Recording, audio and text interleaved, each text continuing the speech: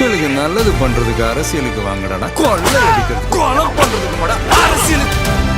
Hello மக்களே, நம்ம பேஸ் welcome to Vijay stock and welcome to another video. இன்றைக்கி தான் கடைசி நாள் தேர்தல் பிரச்சாரம், அதோட முடியுது. நாளைக்கு ஒரு நாள் கேப்பு, நாளை கழிச்சு நீங்கள் எல்லாம் ஓட்டு போட போகிறீங்க. இந்த டயத்தில் தளபதி அவர்கள் இன்றைக்கி சோழிங்கநல்லூர், சைதாப்பேட்டை இந்த வழியில் வந்து பிரச்சாரத்துக்கு போயிட்டுருக்காரு. எல்லோரும் லைவில் பார்த்துட்டு தான் இருப்பீங்க, கண்டிப்பாக தெரியும். இப்படி இருக்கும்போது மற்ற கட்சிகள் இப்போ என்ன பண்ணிக்கிட்டு இருப்பாங்க அப்படின்னு நீங்கள் யோசிச்சிங்கன்னா, அவங்களும் ஓட்டை வாங்கிறதுக்கு முயற்சி பண்ணிகிட்ருக்காங்க. ஆனால் எப்படின்னு பார்த்தீங்கன்னா, அவங்களுடைய லாஸ்ட்டு யுக்தியான ஒரு வேலையை இப்போ வந்து ஸ்டார்ட் பண்ணியிருக்கு இந்த திருட்டு திமுக. அதே மாதிரி அதிமுக அந்த பக்கம் அவங்களும் பார்த்திங்கன்னு வச்சுக்கோங்க, அவங்க பணப்பட்டுவாடா பண்ணுறது மற்ற விஷயங்கள். நேற்று கூட பணப்பட்டுவாடா பண்ணும்போது இவர் நம்ம 10 ரூபா பாலாஜி கோயம்புத்தூரில் லம்பாக சிக்கிட்டாப்பில். ஸோ இந்த மாதிரி எல்லா வேலையிலும் போயிட்டுருக்கு. ஆனால் திருட்டு திமுக வந்து எப்பயுமே ஒரு விஷயத்தை எடுத்து தான் இந்த தமிழ்நாட்டை ஆண்டுகிட்டு இருக்குது. அது என்னென்னு கேட்டிங்கன்னா, நாங்கள் இந்துவுக்கு எதிரானவர்கள், நாங்கள் சிறுபான்மையினருக்கு சப்போர்ட் ஆனவர்கள் அப்படின்ற ஒரு விஷயத்தை வந்து காலங்காலமாக முன் வச்சு அந்த வகையில் தான் அரசியல் பண்ணிகிட்டு இருக்கு. ஸோ அப்படி இருக்கும்போது இவங்க என்னென்னமோ ஸ்கீம்ஸ் அனௌன்ஸ் பண்ணி பார்த்தாங்க. 8000 ஸ்கீம்ஸு, கூப்பனு, லொட்டு லொசுக்குன்னு என்னென்னமோ பண்ணி பார்த்தாங்க. ஆனால் மக்கள் இன்றைக்கி ஒட்டுமொத்தமாக தமிழக வெற்றிக்கழகம் பக்கத்தில் திரும்பி நிற்கிறாங்க. விஜய் அவர்களுக்கு சிஎம் ஆகணும் அப்படின்ற ஆசையில் இருக்கிறாங்க.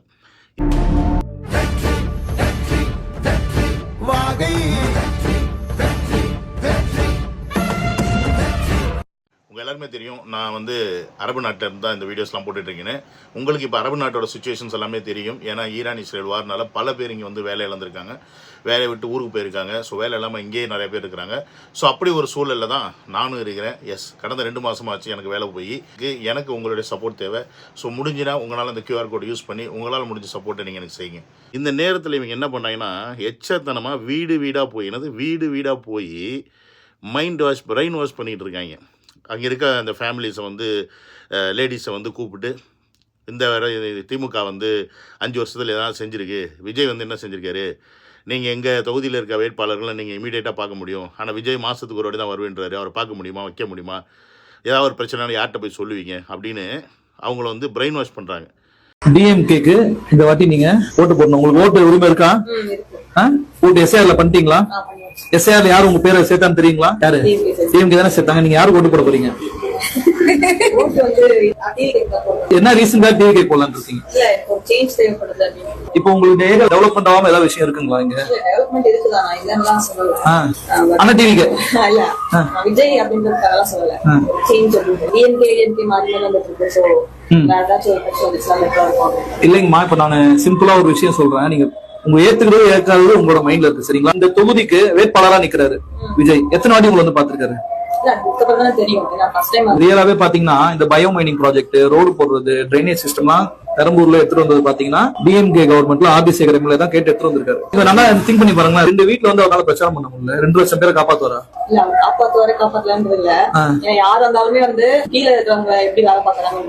அப்ப எங்க ரெப்ரசன்டேட்டிவ் இருக்காங்க, செய்யறாங்க, நடந்திருக்கு மக்கள் கிட்ட. நான் இந்த ஆளோட வீடியோ கண்டினியூஸா ஒரு 3-4 வீடியோ பார்த்துருக்கேன். இதே மாதிரி வீட்டுக்கு போறாப்புல அங்கே இருக்கக்கூடிய அந்த பெரும்பான்மையான லேடிஸ் வந்து மைண்டு ஃபுல்லாக ஃபிக்ஸடு வந்து டிவி கீழே தான் இருக்கிறாங்க. அவங்க சொல்லக்கூடிய ஒரே வார்த்தை என்ன அப்படின்னு பார்த்தீங்கன்னா, நாங்கள் ஒரு எங்களுக்கு ஒரு சேஞ்ச் வேணும், ஒரு மாற்றம் வேணும் அப்படின்னு சொல்கிறாங்க. வழி இவங்க எடுத்து வைக்கக்கூடிய கேள்விகளுக்கு திருப்பி ஸ்ட்ராங்காக பதில் சொல்ல மாட்டேங்கிறாங்க. இதுக்கு 2 ரீசன். ஒன்று வந்து அவங்களுக்கு தெரியாமல் இருக்கலாம் எப்படி பதில் சொல்கிறது. இன்னொன்று வந்து பார்த்தீங்கன்னா, இவன்கிட்ட போய் என்னத்தரா பதில் சொல்கிறது, ஏன்டா நீங்கள் என்ன பண்ணுறீங்கன்னு உங்களுக்கே தெரியாதா, அது தெரிஞ்சால் அது அப்படி நல்லா பண்ணியிருந்தால் நீங்கள் என்ன இப்படி வீடுக்கு பிச்சை எடுக்க வர்றீங்க அப்படின்னு மனசுக்குள்ளே நினச்சிக்கிறது. இந்த 2 விஷயமாக தான் இருக்கும். அதனால தான் அவங்க என்ன சொல்கிறாங்கன்னா, சிம்பிளாக எங்களுக்கு ஒரு சேஞ்ச் வேணுங்க, பார்த்தாச்சு 50 வருஷம் பார்த்தாச்சு, 60 வருஷம் பார்த்தாச்சு, திருப்பி இதே மூஞ்சிங்க, திருப்பி இதே ஆளுங்க, திருப்பி இதே தேர்தல் பிரச்சாரம், 5 வருஷத்துக்கு ஒரு வாட்டி வருவீங்க, நாங்கள் அதை செஞ்சு கொடுக்குறோம், இதை செஞ்சு கொடுக்குறோம், இதை செஞ்சோம் அதை செஞ்சோன்னு சொல்லி சொல்லுவீங்க. ஆனால் வந்து கடைசியில் ஒன்றும் செய்ய மாட்டீங்க. அதாவது இந்த வீடியோவில் இருக்கிறவரை பார்த்தீங்கன்னா, அந்த ஏரியாவில் வந்து 5 வருஷத்துக்கு முன்னாடி ரோடு ஃபுல்லாக குப்பையாக இருந்தான், இப்போ ரோட்டு ஓரத்தில் மட்டும் குப்பை இருக்கான்.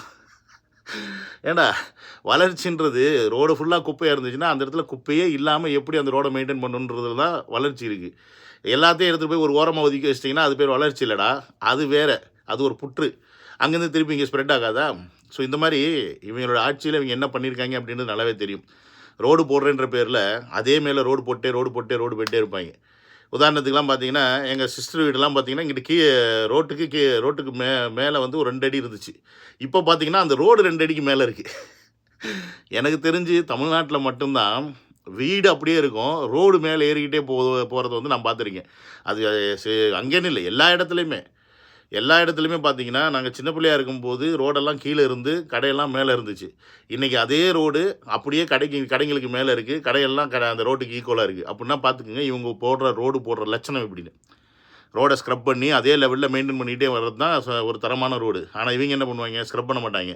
அது உடஞ்சிருக்கா, மேலே மண்ணை போட்டு, மேலே ஜல்லியை போட்டு, அது மேலே தாரை போடு, முடிச்சு.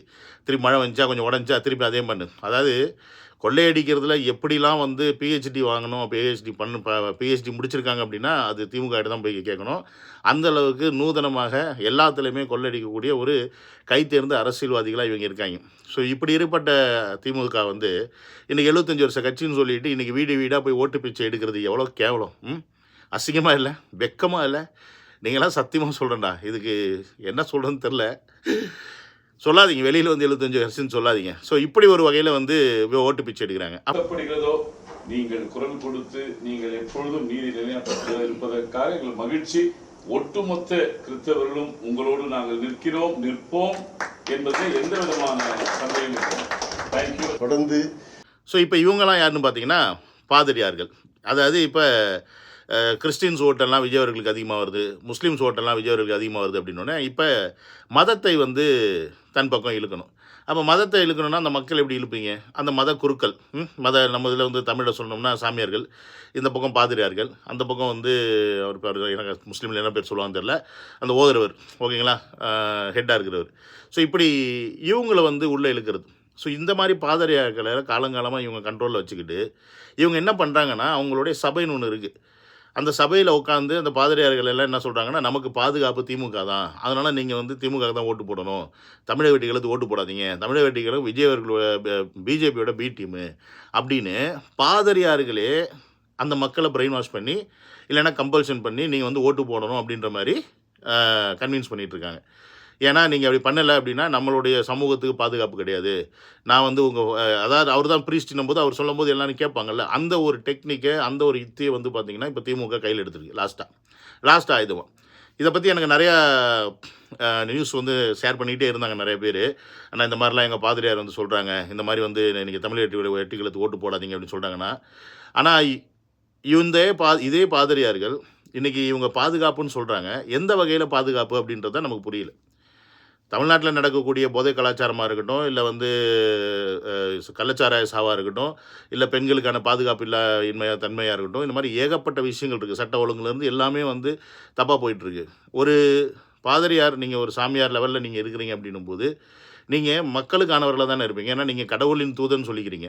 அப்போ கடவுள் இந்த மக்களை நல்லபடியாக பார்த்துக்கணுன்னு தானே ஆசைப்படணும். கடவுள் வந்து நல்லபடியாக மக்களை வச்சுக்கணும்னு ஆசைப்படும் போது இந்த தீய சக்திகள்கிட்ட இருந்து காப்பாற்றுறதுக்கு ஒரு தூதுவன் மாதிரி ஒருத்தர் அனுப்பும்போது, அதுவும் பரவாயில்ல உங்கள் கம்யூனிட்டியே வச்சுக்கோங்களேன். விஜய் அவர்கள் சொல்ல போனால் ஜோசப் விஜய் இத்தனைக்கும் கிறிஸ்டின் தான். அவர் இந்துவாக இருக்கக்கூடிய, முஸ்லீமாக இருக்கக்கூடிய, இல்லை மற்ற மதத்தில் இருக்கக்கூடிய யாருமே வந்து அவரை வந்து ஒரு கிறிஸ்டினாக பார்க்கல. அவர் ஒரு தமிழனாக பார்க்குறோம், அவர் வீட்டு தம்பியாக பார்க்குறாங்க, அண்ணனாக பார்க்குறாங்க, மகனாக பார்க்குறாங்க. இப்படி பார்த்துக்கிட்டு இருக்கும்போது நாங்கள் கொண்டாடுறோம். ஆனால் நீங்கள் உண்மையாலுமே ஒரு மதத்தின் அடிப்படையில் நீங்கள் உங்கள் மக்களை காப்பாற்றணும் அப்படின்னா உங்கள் மதத்தை சேர்ந்தவர் தானே ஜோசப் விஜய். அப்புறம் எப்படி நீங்கள் அவரை வந்து தமிழக வெற்றிகளுக்கு வந்து உங்கள் மதத்துக்கு எதிரானவங்களாக இருப்பாங்கன்னு நீங்கள் சொல்கிறீங்க? எதன் அடிப்படை? இப்போ திமுக கிறிஸ்டின்ஸா? எதன் அடிப்படையில் அவங்க கிறிஸ்டின்ஸோட பாதுகாவலராக இருப்பாங்க அப்படின்ற கேள்விகள் வருது இல்லை? அப்போ நீங்கள் எல்லாம் விலை போயிட்டீங்க. ஏதோ ஒரு காரணத்துக்காக ஏதோ ஒரு விஷயம் உங்களுக்கு தேவைப்படுது, அதற்காக நீங்கள் எல்லாம் திமுக கிட்ட கொத்தடிமையாக போயிருக்கீங்க அப்படின்றது இதுலேருந்து கிளியராக தெரியுது. என்னை பொறுத்த வரைக்கும் நான் சாமியாருங்களே, பாதிரியார் யாராக வேணா இருக்கட்டும், மரியாதை கொடுப்பேன். அது கூட நல்லவங்கன்னு கேள்விப்பட்டா. அதில் நிறைய பேர் போலியானவங்க இருக்காங்க. அதுக்கெலாம் நமக்கு வந்து ஒன்றும் கிடையாது, போனாண்டு போக வேண்டியதான். நமக்கு இருக்கிறது ஒன்றே ஒன்று தான், ஆண்டவன் மட்டும்தான். அவர் இது வரைக்கும் நம்ம பார்த்ததில்ல, அதனால் அவரை மட்டும்தான் நமக்கு நம்பிக்கை. ஸோ இந்த மாதிரி ஒரு வகையில் கிறிஸ்டின்ஸ் வந்து மதமாற்றம் பண்ணுறாங்க. இதே மாதிரி ஒரு விஷயம் அப்படியே பார்த்தீங்கன்னா முஸ்லீம்ஸ்லேயும் நடக்குது.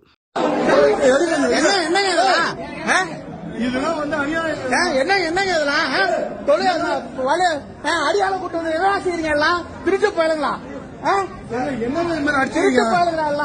உட்காந்து பேசலாம். முஸ்லீம்குள்ளே அடிச்சுக்கிறீங்களா? எல்லாம் திருச்சி போயிடுங்களா? இப்போ நீங்கள் பார்த்துட்டு இருக்கீங்க, இவங்க வந்து பார்த்தீங்கன்னா ஜமாத். ஜமாத்தில் உட்காந்து இவங்க வந்து தமிழக வெற்றி கழகத்துக்கு அகேன்ஸ்டாக ஓட்டு போடணும்னு சொல்லும்போது ஒரு பிரிவினர் வந்து இல்லை அதெல்லாம் முடியாது, நாங்கள் விஜய் அவர்கள் தான் ஓட்டு போடுவோம் அப்படின்னு சொல்லி ஒரு பிரிவினரும் இன்னொரு பிரிவினரும் பார்த்தீங்கன்னா சண்டை போட்டுக்கிறாங்க. அந்த இடத்துல அவங்களோட பேச்சுவார்த்தை ஒத்து வரல போல இருக்குது, சண்டை போட்டு கிளம்புறாங்க. இவர் உடனே வார்த்தைகளை விடுறாரு, எப்படி நீங்கள்லாம் வந்து முஸ்லீமாடா, நீங்கள்லாம் வந்து இப்படி பண்ணலாமாடா அப்படின்னு சொல்லிட்டு பேசுங்கடா அப்படின்னு. அதாவது இது நீங்கள் நல்லா புரிஞ்சுக்குங்க. ஒருத்தர் மதமே இல்லை, நான் மதசார்பற்ற மனுஷன் அப்படின்னு சொல்லிட்டு உள்ள அரசியல் களத்தில் இறங்குறாப்புல, அதுக்கு சிம்பாலிக்காக நான் வந்து எல்லா கடவுளையும் ஒரே மாதிரி மதிக்கிறேன் அப்படின்னு சொல்லிட்டு அவருடைய காலங்காலமாக கும்பிடக்கூடிய அந்தோனியர் கோயிலுக்கு போகும்போது முட்டி போட்டு பிரார்த்தனை பண்ணுறதா இருக்கட்டும், அதே மாதிரி ஜமாத்தில் வந்து அவர் வந்து தொழுகை பண்ணுறதா இருக்கட்டும், இதுக்கு முன்னாடி இஃப்தார்லேயும் தொழுகை பண்ணியிருக்காரு நோன்பு வைக்கும்போது. அதற்கப்புறமா வந்து கோயிலில் வந்து சாஷ்டாங்கமாக சாமி முன்னாடி விழுந்து கும்பிடுறது. ஸோ இதெல்லாமே அந்தந்த கல்ச்சருக்கும் அந்தந்த மதத்துக்கும் அவர் கொடுக்கக்கூடிய மரியாதை. நீங்கள் சாதாரணமாக இப்போ இந்த கிறிஸ்டின்ஸ்டைன்ஸ் கேட்குறேன், இல்லைன்னா இந்த மற்ற முஸ்லீம்ஸாக இருக்கட்டும், இல்லை ஹிந்துவை இருக்கக்கூடிய திமுக இருக்குல்ல, இவங்கள்ட்ட கேட்குறேன், ஸ்டாலின் நெத்தியில் நீங்கள் பொட்டு வச்சுட்டு வந்துடுவீங்களா? ஸ்டாலின் பொட்டு வைக்க விட்டுருவாப்லையா? விடமாட்டாப்புல. ஏன்னா நாங்கள் தீக்கா, நாங்கள் பெரியார் கொள்கையை ஃபாலோ பண்ணுறோங்க, எங்களுக்கு கடவுள் கிடையாதுன்னு வாங்க. கடவுள் கிடையாதுன்னு சொல்கிற நீ அப்போ ஏன் மத தலைவர்களை நீ உன் கூட வச்சுக்கிட்டு நீ வந்து அரசியல் பண்ணுற? அப்படி பார்த்தா உனக்கு வந்து மத தலைவர்கள் எதிரியாக தானே இருக்கணும். ஏன்னா கடவுள் இல்லைன்னு சொல்லக்கூடிய நீ இதே மத தலைவர்களை உன்னோட கூட்டத்தில் சேர்த்துக்கிட்டு நான் தான் உங்களுக்கு காவலன்னு சொல்கிறேன்னா, அப்போ நீ கடவுள் இருக்குன்னு ஒத்துக்கிறியா அப்படின்னு நம்ம ஸ்டாலின் அவரை பார்த்து தான் கேட்கணும். அப்போ இங்கே எவ்வளோ முரண் இருக்குது பாருங்கள். இங்கே எத்தனை காலமாக இந்த ஜாதிகளையும் மதங்களையும் வச்சு அரசியல் பண்ணுறது திமுக.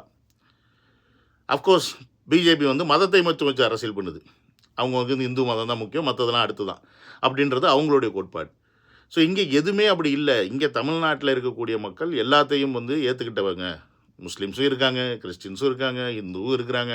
அவங்கவுங்க அவங்க வாழ்க்கையை பார்த்துட்டு இருக்காங்கப்பா. நாங்கள் நிம்மதியாக இருக்கோம், அண்ணன் தம்பியாக இருக்கிறோம், யாருக்குள்ள எந்த சண்டை சச்சரவு கிடையாது.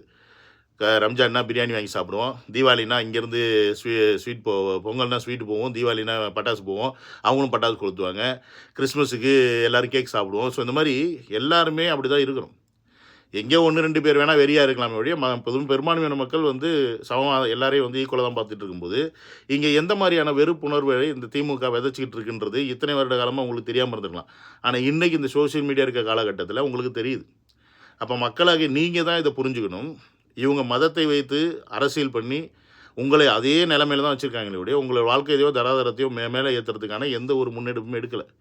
இங்கே விஜய் அவர்கள் அப்படி கிடையாது. இங்கே எல்லாத்துக்குமானவர், எல்லாருக்கும் சமமானவர்னு சொல்லிட்டு அந்த மக்களுக்கான தேவைகளை அலசி ஆராய்ஞ்சு அவங்களுக்கு போய் சேர வேண்டியது சரியாக கிடைக்கணுன்றதுக்காக அவருடைய முதல் தேர்தல் அறிக்கையை கொடுத்துருக்குது என்ன, கேஸ்ட் சர்வே அப்படின்ற ஒரு விஷயத்தை கொடுத்துருக்காரு. ஸோ கேஸ்ட் சர்வே எடுக்கும்போது ஆட்டோமேட்டிக்காகவே எந்த கம்யூனிட்டியாக இருந்தாலும் அந்த கம்யூனிட்டியில் வசதியாக இருக்கவன் யார், வசதி இல்லாமல் இருக்கவன் யாருன்னு தெரிஞ்சோம். அப்போ வசதி இல்லாமல் இருக்கிறவனுக்கு தானே போய் சேரணும். எல்லாமே வசதியாக இருக்கிறவன் சம்பாரிச்சு தானே இருக்கேன், அவனுக்கு எதுக்கே சேரணும்? கோடி ரூபா சம்பாதிக்கிறவனுக்கும் இப்போ வந்து இவங்க கொடுக்கக்கூடிய 2500 போகும் அப்படின்னா பெண்களுக்கு, அதே மாதிரி குப்பத்தில் வாழக்கூடிய குடிசையில் வாழக்கூடிய பெண்களுக்கும் 2500 எப்படி சமமாகும்? அப்போ இதை சமப்படுத்துறதுக்குன்னே நான் கேஸ்ட் சர்வே எடுப்பேன்னு சொல்லக்கூடிய தலைவன் எங்கே? இதே கேஸ்ட்டை வச்சு நான் சர்வேயே எடுக்க மாட்டேன், ஆனால் அந்த கேஸ்ட்டு தான் நான் பாதுகாவலன்னு சொல்லிட்டு உங்களை வச்சுக்கிட்டு இவன் அரசியல் பண்ணுற மு.க. ஸ்டாலின் அவர்கள் எங்கே? இப்போ நீங்கள் தான் இதை புரிஞ்சுக்கணும், திமுகவா இல்லை தாவேக்காவான்னு. அதனால தான் தளபதி அவர்கள் எப்பயுமே கேட்டுட்ருக்காரு, இங்கே போட்டியே 2 பேர் தான், ஒன்று டிஎம்கே இன்னொன்று டிவிகே. இப்போ போட்டியே கிடையாது, டிஎம்கே வாஷ் அவுட்டு, டிவிகே மட்டும்தான் நிற்குது. மக்கள் கொண்டாடிட்டு இருக்காங்க. இன்னும் உங்களை மாதிரி குழம்பி போயிருக்கக்கூடிய மக்கள் நீங்கள் புரிஞ்சுக்கிட்டீங்க அப்படின்னா, உங்களுக்காக இல்லைனா கூட உங்களுடைய பிள்ளைகளுடைய வாழ்வாதாரத்துக்காக நீங்கள் நாளைக்கு தமிழ்நாடு செழிப்பாக வளரணும், செழிப்பாக ஆகணும்னு நினச்சிங்கன்னா நீங்கள் சூஸ் பண்ண வேண்டியது தாவேகா. ஏன் சொல்கிறேன்னா, 75 வருஷம் கொடுத்தீங்க, பெரிய மாற்றத்தை பார்க்கல. 5 வருஷம் கொடுத்து பாருங்களேன், எவ்வளோ பெரிய மாற்றத்தை பார்ப்பீங்கன்னு நானே கேரண்டி சொல்கிறேன். அந்த மாதிரி ஒரு ஆட்சியை கண்டிப்பாக தளபதி அவர்கள் கொடுப்பார் அப்படின்னு எனக்கு நம்பிக்கை இருக்குது. அதே நம்பிக்கை உங்களுக்கு இருந்துச்சுன்னா நாளை கழிச்சு 23ஆம் தேதி போயிட்டு டங்குன்னு விசிலில் ஒரு ப்ரெஸ்ஸை போட்டு வந்துடுங்க. மற்றதெல்லாம் ஆட்டோமேட்டிக்காக மே 4ஆம் தேதி தெரியும் அப்படின்றத சொல்லி இந்த வீடியோ முடிச்சுக்கிறேன். சிவனானந்த வீடியோவில் டேக் கேர், பை.